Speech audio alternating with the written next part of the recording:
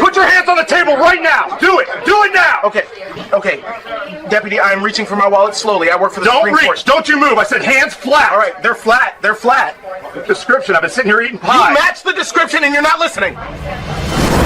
At exactly 2:47 p.m. on a Thursday afternoon in Millbrook County, Georgia, a routine lunch stop that should have lasted 30 minutes turned into a constitutional crisis that would eventually land on the desk of the Attorney General of the United States. The body camera footage would later go viral, racking up over 18 million views across social media platforms and sparking protests in 3 states. But this wasn't your typical wrongful detention video. This was different. This was a case where the person in handcuffs had literally helped write the legal precedent that would determine the outcome. What happened next would shock the Millbrook County Sheriff's Department, spark a federal investigation involving the DOJ Civil Rights Division, and prove that a badge and a gun don't automatically make you right, especially when you've just pulled weapons on someone who drafts Supreme Court opinions for a living. Before we continue, can you do me a favor? Drop a comment and let me know where you're watching from. And if you haven't already, please hit that subscribe button. This story gets even more intense, and you don't want to miss what happens next. Marcus Anthony Clayton was not your average 45-year-old. While most people his age were settling into comfortable routines, Marcus was helping shape the constitutional landscape of the entire nation. Marcus was a senior law clerk to Associate Justice Elena Kagan at the Supreme Court of the United States, one of only 4 clerks selected annually from thousands of applicants nationwide. He was a Yale Law School graduate, class of 2005, where he served as articles editor for the Yale Law Journal. Before joining the Supreme Court, he was a federal prosecutor with the Southern District of New York, where he maintained a 94% conviction rate in civil rights cases.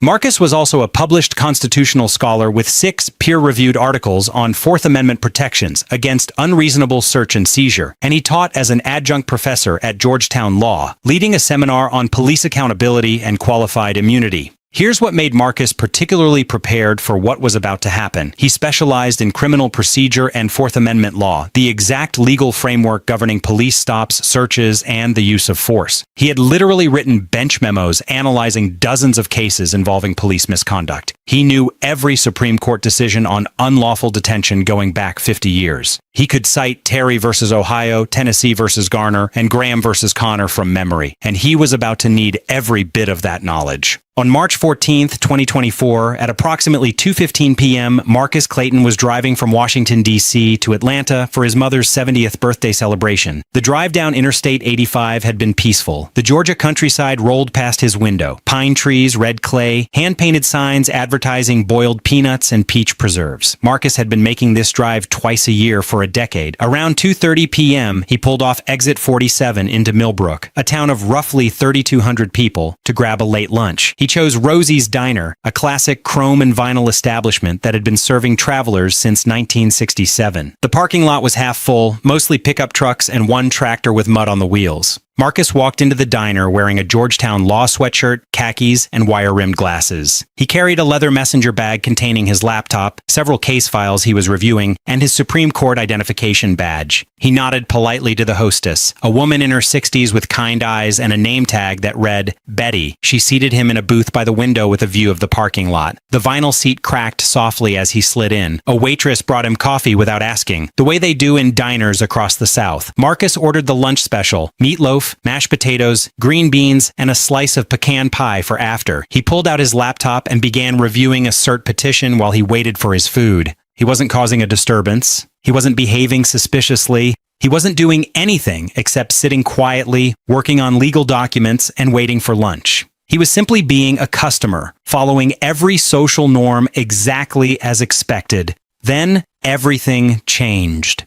At 2:43 p.m., exactly 13 minutes after Marcus had sat down, 2 Millbrook County Sheriff's deputies burst through the diner's front door. Deputy James Hartwell, a 12-year veteran of the department, and Deputy Kyle Morrison, who had been on the force for just 8 months. Both had their hands on their holstered weapons. Both were scanning the room with obvious intensity. Marcus glanced up from his laptop. His training as a federal prosecutor immediately kicked in. Something was happening, and the energy in these officers suggested they were looking for someone. The diner went quiet. Conversations stopped mid-sentence. Forks paused halfway to mouths. Deputy Hartwell's eyes locked onto Marcus. In that instant, Marcus saw the deputy's entire body language change. His hand moved from resting on his weapon to gripping it. His posture shifted from searching to locked on target. And then Hartwell started walking directly toward Marcus's booth, his hand now unsnapping the retention strap on his holster. "You, don't move," Hartwell said, his voice cutting through the silence of the diner. Marcus kept his hands visible on the table, his fingers resting near his coffee cup.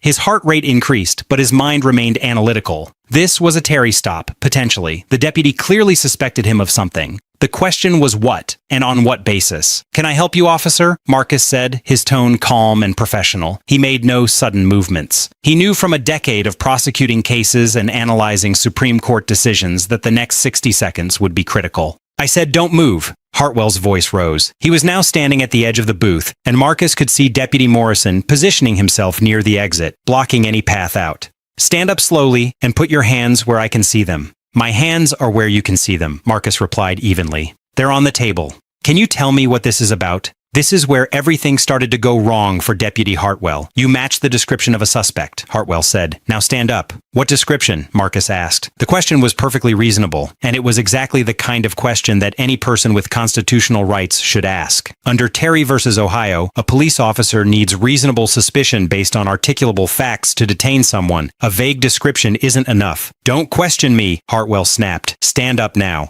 The body camera footage, which would later be released, shows what happened next. Marcus slowly closed his laptop with one hand while keeping his other hand visible. He began to stand, moving deliberately and carefully. "Officer, I'm happy to cooperate, but I need to know what reasonable suspicion you have to detain me. I've been sitting here having lunch. You're making me nervous," Hartwell said, and this statement would later become a key piece of evidence. The Supreme Court has been clear in multiple rulings. An officer's subjective nervousness is not sufficient grounds for detention or use of force. There must be objective, articulable facts. "I'm not doing anything to make you nervous," Marcus said, now standing with his hands at chest height, palms forward. "I'm a customer eating lunch. What description do I supposedly match?" Deputy Morrison chimed in from his position near the door. "We got a call about a black male, mid-40s, acting suspicious near the gas station down the road." That's when Marcus understood exactly what was happening. He was being detained based on nothing more than his race and approximate age. No specific clothing description, no specific behavior, no vehicle description,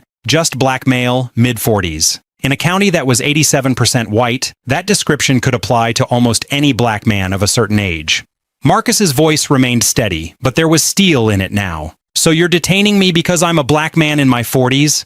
That's not reasonable suspicion under the Fourth Amendment. That's racial profiling." Hartwell's face flushed red. "Turn around and put your hands on the table. Now you're refusing to comply." "I'm not refusing anything," Marcus said. "I'm standing here with my hands visible, asking you to articulate the legal basis for this detention. That's my constitutional right." That's when Deputy Hartwell drew his weapon. The body camera captured the metallic sound of the Glock leaving its holster. Several patrons in the diner gasped. An elderly man near the counter stood up, his chair scraping loudly. Betty, the hostess, put her hand over her mouth. Deputy Morrison also drew his weapon, taking a two-handed stance aimed at Marcus. Two armed sheriff's deputies were now pointing loaded weapons at an unarmed man in a diner booth because he had asked a question about reasonable suspicion. "Hands on the table," Hartwell shouted. "Do it now or I will perceive you as a threat." Marcus Clayton, who had spent years analyzing use-of-force cases, knew exactly how dangerous this moment was. He knew that Graham versus Connor established that the reasonableness of force must be judged from the perspective of a reasonable officer on the scene. He also knew that officers had shot and killed people for less than what was happening right now. He placed his hands flat on the table, fingers spread. "Officers, I am unarmed. I am complying. I work for the Supreme Court of the United States. My identification is in my wallet in my back right pocket. May I show it to you?" "Don't reach for anything," Hartwell barked. "Then how do I show you my identification?" Marcus asked, and this question would later be cited in the Justice Department's report as evidence of the impossible situation he was placed in. "Deputy Morrison,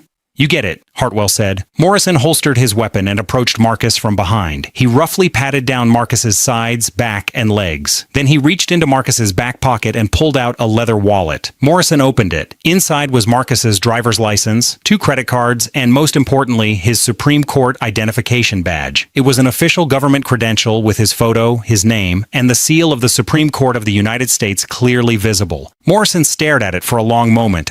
Jim, you need to see this, he said quietly, holding the badge so Hartwell could see it. Hartwell barely glanced at it. I don't care what that says. He matches the description. We're detaining him until we sort this out. Marcus spoke carefully, knowing that everything he said was being recorded. Deputy Hartwell, I am Marcus Clayton, senior law clerk to Justice Elena Kagan. I am not your suspect. I have been sitting in this diner for 13 minutes eating lunch. You have no reasonable suspicion to detain me, and you certainly have no justification to draw weapons on an unarmed man who is complying with your instructions. You were acting nervous, Hartwell said. I was working on my laptop, Marcus replied. The body camera will show that. The waitress will confirm it. Every person in this diner will confirm it. Betty, the hostess, found her voice. Officers, he's been sitting there quiet as a mouse. He hasn't done anything wrong. Ma'am, step back, Hartwell snapped at her. This doesn't concern you. But Marcus could see it in Hartwell's eyes. The deputy was realizing he had made a mistake. The question now was whether he would admit it or double down. Unfortunately, Hartwell chose to double down. Turn around.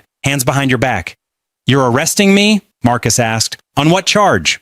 Obstruction, Hartwell said. You refuse to comply with a lawful order. Marcus Clayton, a man who had prosecuted federal cases, who taught law at Georgetown, who had clerked for a Supreme Court justice, was handcuffed in a diner at gunpoint because he had asked deputies to articulate their reasonable suspicion. The metal cuffs clicked shut around his wrists, tighter than necessary. The entire encounter had lasted 4 minutes. 4 minutes that would change Deputy Hartwell's career forever. What happened next is captured in excruciating detail on Morrison's body camera. As Hartwell walked Marcus toward the door, Morrison was examining the contents of Marcus's messenger bag, which had been left on the booth seat. He pulled out a folder with the seal of the Supreme Court embossed on the front. Inside were case documents, legal memos, and a letter on official Supreme Court letterhead addressed to Marcus A. Clayton, Esquire, Chambers of Justice, Elena Kagan. Morrison's hands were shaking as he read it. Jim, you need to stop, Morrison said, his voice urgent. Right now. What? Hartwell didn't turn around. This guy is telling the truth. Morrison held up the documents. He's got Supreme Court case files in here. Official memos. Everything. Hartwell stopped walking but didn't release his grip on Marcus's arm. So what? That doesn't mean he didn't do anything. Jim, he's a Supreme Court clerk, Morrison repeated. We just handcuffed a Supreme Court clerk at gunpoint in front of 20 witnesses because he's black and eating lunch. The reality of what had just happened was starting to penetrate. Hartwell turned to look at Marcus, and for the first time, there was uncertainty in his eyes. You could see it on the body camera footage. The swagger was gone. The authority had evaporated. In its place was the slow, dawning horror of a man who realizes he has just made a career-ending mistake. Marcus spoke quietly, his voice level. Deputy Hartwell, I am going to say this once more for your body camera. My name is Marcus Anthony Clayton. I am senior law clerk to Associate Justice Elena Kagan of the Supreme Court of the United States. I was detained without reasonable suspicion, subjected to drawn weapons without justification, and arrested without probable cause. You have violated my Fourth Amendment rights against unreasonable search and seizure. When these handcuffs come off, I will be filing a formal complaint with your department, the Georgia Bureau of Investigation, and the Civil Rights Division of the Department of Justice. I will also be contacting the Georgia ACLU. Do you understand what I'm telling you? Hartwell's face had gone pale. He looked at Morrison, then back at Marcus, then down at the handcuffs. The diner was completely silent. Every eye was on them. Several people had their phones out, recording. This was no longer a private mistake. This was a public disaster, and it was being documented from multiple angles. Take the cuffs off, Morrison said quietly. Jim, take the cuffs off. Hartwell removed the handcuffs. Marcus rubbed his wrists where the metal had dug into his skin. He would later photograph the red marks and include them in his complaint. He gathered his belongings from the booth with quiet dignity. His lunch sat uneaten on the table. His coffee had gone cold. Am I free to go? Marcus asked. Yes, Hartwell said, and the word came out strangled. Marcus walked out of Rosie's diner with his head high. He got into his car, drove to the next exit, and pulled into a rest stop. Then he sat in his car and let the adrenaline drain from his body. His hands were shaking now. The calm, analytical demeanor he had maintained throughout the encounter finally cracked. For 10 minutes, Marcus Clayton sat in a rest stop parking lot and processed what had just happened. He could have been shot over absolutely nothing. Now, most people who have an encounter like this might call a lawyer, file a complaint, and hope something comes of it. But Marcus Clayton wasn't most people. He didn't just file a complaint, he built a federal case. Within 3 hours of leaving the diner, Marcus had written a 12-page formal complaint to the Millbrook County Sheriff's Department. It wasn't an angry rant. It was a legal document that read like a Supreme Court brief. It cited specific case law. It identified each constitutional violation with precision. It included exact timestamps from the encounter. It referenced Tennessee versus Garner on the use of deadly force, Graham versus Connor on objective reasonableness, and Terry versus Ohio on the requirements for lawful detention. He documented everything: the lack of reasonable suspicion, the escalation to weapons without justification, the arrest on false charges, and the clear evidence of racial profiling. It was thorough, devastating, and completely unassailable. This wasn't some citizen complaining they were treated unfairly. This was a Supreme Court clerk formally notifying law enforcement that they had violated clearly established constitutional law. Marcus also contacted 3 additional entities that same evening. He called the Georgia Bureau of Investigation and requested a formal inquiry. He contacted the Civil Rights Division of the U.S. Department of Justice and filed a complaint under Title 42, U.S.C., Section 1983, and he reached out to the Georgia ACLU, which immediately assigned 2 senior attorneys to the case. But Marcus did something else that most people wouldn't have thought to do. He contacted Justice Kagan's chambers and informed her of the incident, not to ask for special treatment, but because as a high-ranking government official, he had an obligation to report when he was detained by law enforcement. Justice Kagan's response was immediate and unequivocal. She contacted the Administrative Office of the United States Courts, which handles security for federal judiciary personnel. The Millbrook County Sheriff's Department received Marcus's complaint on a Friday. By Monday morning, Sheriff Tom Dawkins had been contacted by the Georgia Bureau of Investigation, the FBI's Civil Rights Division, the U.S. Department of Justice, and the Administrative Office of the U.S. Courts. By Tuesday, Deputy Hartwell had been placed on administrative leave pending investigation. This wasn't normal. Usually, these processes take weeks or months just to get started. But Marcus's complaint was so detailed, so precise, and so well documented that multiple agencies couldn't ignore it. The body camera footage was pulled immediately. Internal Affairs investigators watched it once. Then they watched it again. Then they brought in the department's legal counsel to watch it with them. The footage confirmed everything Marcus had written in his complaint. There was no reasonable suspicion. There was no articulable threat. There was no justification for drawn weapons. There was no probable cause for arrest. What the footage showed was a textbook case of racial profiling followed by unlawful detention, excessive show of force, and false arrest. But there was something else in the footage that made this case even more serious. At one point, when Marcus was explaining his Fourth Amendment rights, Deputy Hartwell could be heard muttering to Morrison, "These people always think they're lawyers." The phrase "these people" was captured clearly on audio. It would later be cited as direct evidence of racial bias. The investigation took 6 weeks in total. That's incredibly fast for a civil rights investigation of law enforcement. Most take 6 months to a year, but the evidence was so clear and Marcus's documentation was so thorough that there wasn't much to investigate. Everything was recorded. Everything was witnessed. Everything was undeniable. The Georgia Bureau of Investigation's findings were released in a detailed 40-page report. The report found that Deputy James Hartwell violated department policy on the use of force, violated clearly established Fourth Amendment protections, engaged in racial profiling, and made a false arrest. The report noted that Deputy Morrison, despite also drawing his weapon, had attempted to de-escalate once he realized the error and was recommended for additional training rather than termination. The Millbrook County Sheriff's Department accepted the findings and issued a public apology to Marcus Clayton. Sheriff Dawkins held a press conference where he stated that the department had failed to meet its obligations to serve all citizens equally and that immediate reforms would be implemented. Deputy James Hartwell resigned before he could be terminated. His 12-year career in law enforcement ended because of a 4-minute encounter where he let bias override training, ego override reason, and a badge override the Constitution.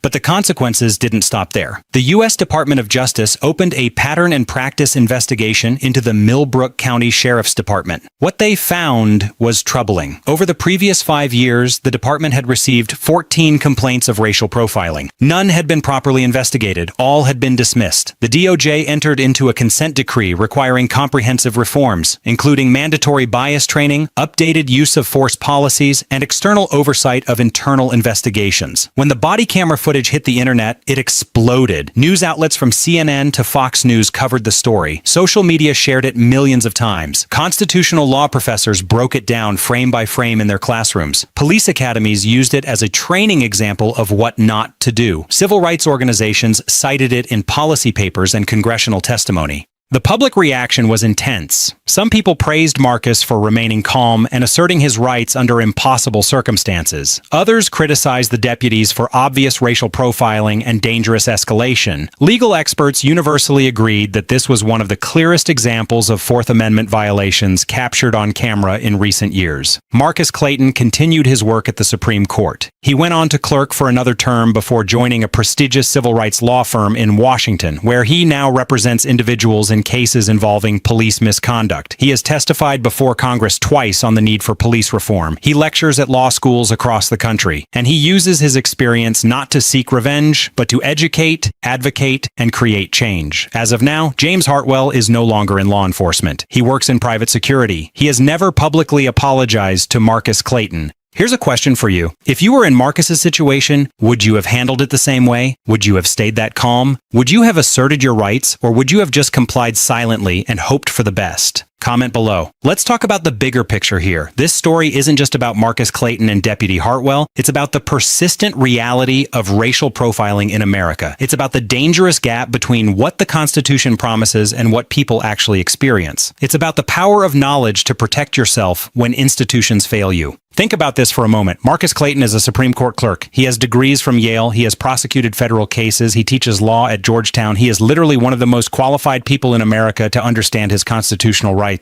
And even with all that knowledge, all that credibility, all that education, he still had guns drawn on him in a diner for the crime of eating lunch while black. Now imagine if Marcus had been a truck driver, a construction worker, a high school teacher, someone without a Supreme Court badge, someone without the legal knowledge to articulate Fourth Amendment standards, someone without the connections to get their complaint taken seriously. What would have happened to them? Would they have been arrested? Would they have spent the night in jail? Would anyone have believed them? That's the real lesson here. The system didn't protect Marcus Clayton because he was right. It protected him because he had the credentials and knowledge to force accountability. But justice shouldn't depend on whether you have a law degree. Your constitutional rights don't become more valid because you work at the Supreme Court. They exist for everyone, but they're not honored equally. Most people don't know their Fourth Amendment rights in detail. They don't know what reasonable suspicion means legally. They don't know that an officer's subjective nervousness isn't grounds for detention. They don't know they have the right to ask why they're being stopped.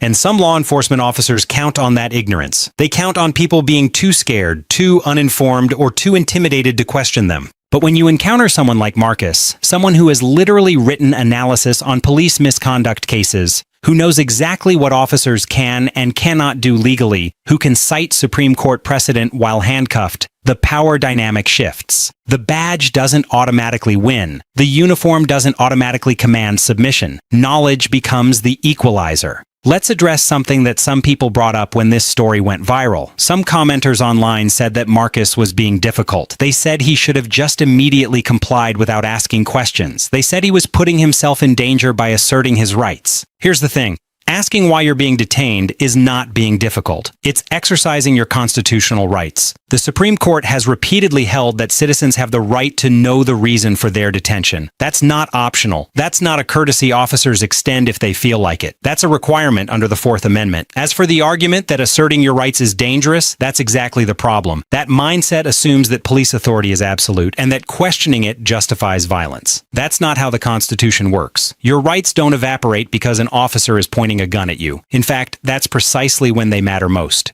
Now let's be realistic. Yes, there is a reality that asserting your rights during a police encounter can escalate the situation. Yes, there is a reality that some officers respond poorly to being questioned. Yes, there is a reality that people have been hurt or killed for less. Marcus knew that risk. He calculated it, and he decided that the principle was worth it. He also had the legal knowledge to navigate that dangerous moment as safely as possible. But the fact that exercising constitutional rights is considered dangerous tells you everything you need to know about the problem. In a functioning democracy, asking a police officer why you're being detained shouldn't be a life-threatening act. The fact that it sometimes is reveals a systemic failure. So what's the lesson from all of this? What should people take away from Marcus Clayton's story? First, know your rights, but know the risks too. Understanding the Fourth Amendment can protect you, but it won't make you bulletproof. Use that knowledge carefully and strategically. Second, documentation is everything. Marcus's case succeeded because everything was recorded, witnessed, and documented. If you're in a similar situation, get badge numbers, get witness names, get documentation. Memory fades, but video doesn't. Third, how you file a complaint matters. Marcus didn't just call and complain. He built a legal case with citations, timestamps, and specific violations. Agencies respond differently to well-documented complaints than to vague grievances. Fourth, systemic change requires pressure. Marcus didn't just get justice for himself. His case led to a Department of Justice investigation that reformed an entire department. That happened because he followed through, got organizations involved, and kept pressure on the system. Fifth, staying calm is a survival strategy. Marcus's measured response probably saved his life. Yelling, arguing, or making sudden movements in that situation could have turned deadly. His calm, articulate assertion of rights gave the deputies space to realize their mistake. One man, one encounter, 4 minutes, and the entire trajectory of a sheriff's department changed. That's the power of knowledge. That's the importance of accountability. That's what happens when someone refuses to accept that a badge makes you exempt from the Constitution. This story matters because it's not just about Marcus Clayton and James Hartwell. It's about every black person who has been stopped for driving while black, walking while black, eating while black. It's about every person who has been detained without reasonable suspicion and told to stop resisting when they were never resisting in the first place. It's about every time someone in authority assumed that their subjective feeling of nervousness justified treating another human being as a threat. It's about every complaint that was dismissed, every investigation that went nowhere, every body camera that mysteriously malfunctioned. Marcus Clayton's story shows that you can assert your rights. You can document violations. You can demand accountability. And sometimes, if you have the knowledge, the courage, and yes, the privilege of credentials that make people listen, you can win. Not every story ends this way. Not every detention results in justice. Not every complaint leads to reform. But this one did, and that matters. That's Marcus Clayton's legacy. Not just that he got a deputy fired and a department investigated, but that he showed millions of people that the Constitution isn't just words on paper. It's a shield you can actually use, if you know how. This is the story of how sheriff's deputies pulled guns on a Supreme Court clerk at a rural diner, and how that case reached Washington. But more than that, it's a story about the power of knowledge, the necessity of accountability, and the long, unfinished work of making constitutional rights real for everyone, not just the people with credentials. If you believe that badges don't place anyone above the law, smash that like button. Subscribe for more real stories about justice, accountability, and the fight for civil rights. And drop a comment. Where are you watching from? Have you ever been in a similar situation? What's one thing you learned from this story? This story is for educational purposes only.